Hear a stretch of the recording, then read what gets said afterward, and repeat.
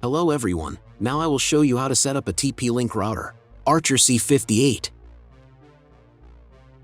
And before we start, I want to say that if my video will help you, please support my work. Every donation will help rebuild my home, which was destroyed by Russian invaders. Half of all donations I will send to animal shelters and funds which support Ukrainian war victims. All details are in the description down below. The first thing you need to do is turn on the router. Take the power adapter. Plug one end into an outlet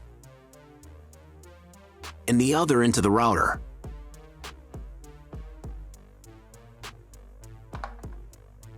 On some models, you need to press the power button.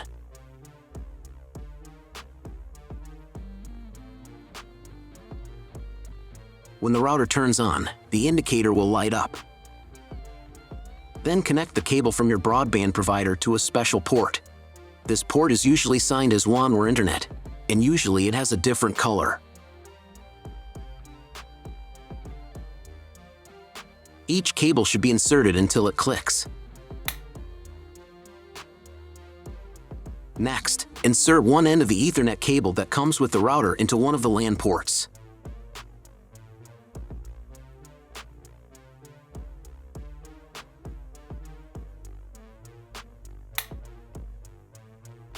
And plug the other end into the Ethernet card of your computer or laptop. Great, we connected the router to your computer. Now you need to set it up. But first, I will show you another method how you can connect the router if you do not have an Ethernet cable or your computer does not have an Ethernet port. All you need to do is connect the router with the power adapter and the cable of your internet provider.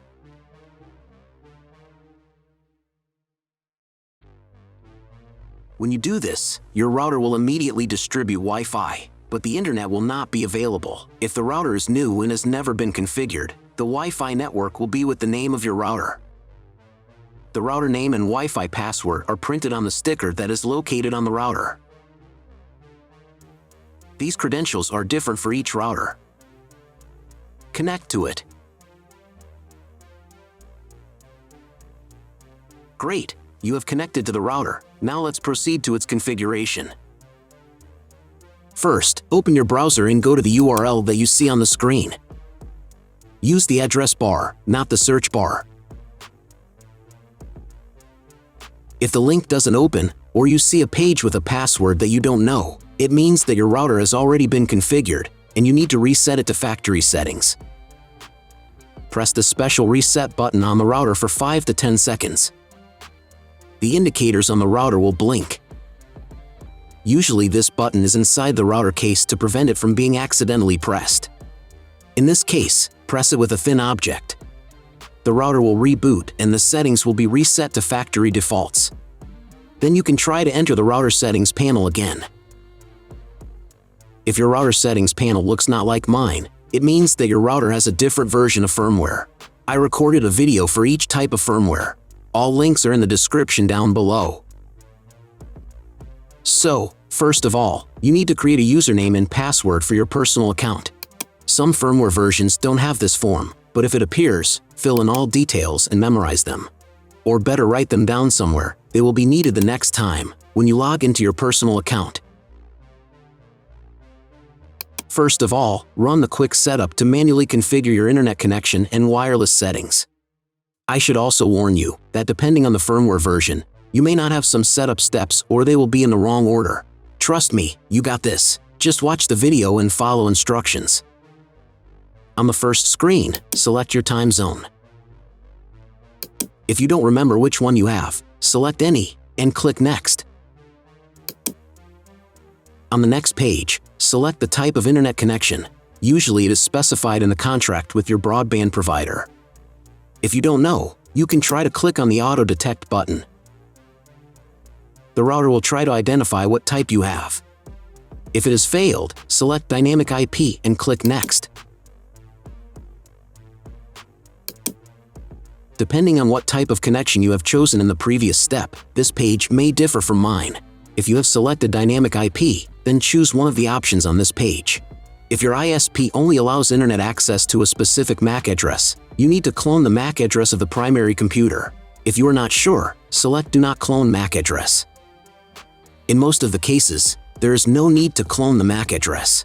But if you can't get the internet connection after quick setup, please run it again and clone the MAC address for a try. On next page, set name and password of your future Wi-Fi network. You can enable the available modes of your router. There will be one or more modes available.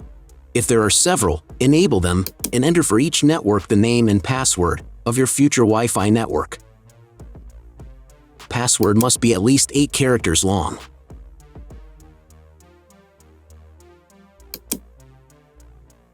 When you write the credentials, click on the Next button. On the next page, you will see all the information that you specified earlier. Click the Save button and wait until the settings are saved.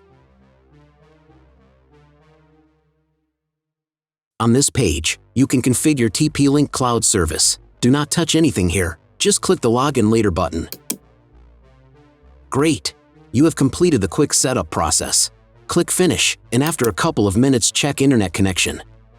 Just Google something. If there is no internet, then try to reboot your router. Press the reboot icon in the upper right corner. After rebooting, wait a couple more minutes. Maybe the settings are applied and the internet will appear. If the internet still does not appear, check again whether you have connected all the cables correctly. If after all manipulations you still have no internet, then go to the Basic tab. Then select Internet. And then clone MAC address. After that, save the settings. Reboot your router and after a couple of minutes check internet connection. If internet still doesn't appear, contact your internet service provider. He will tell you what type of connection you have and what other settings you need to do.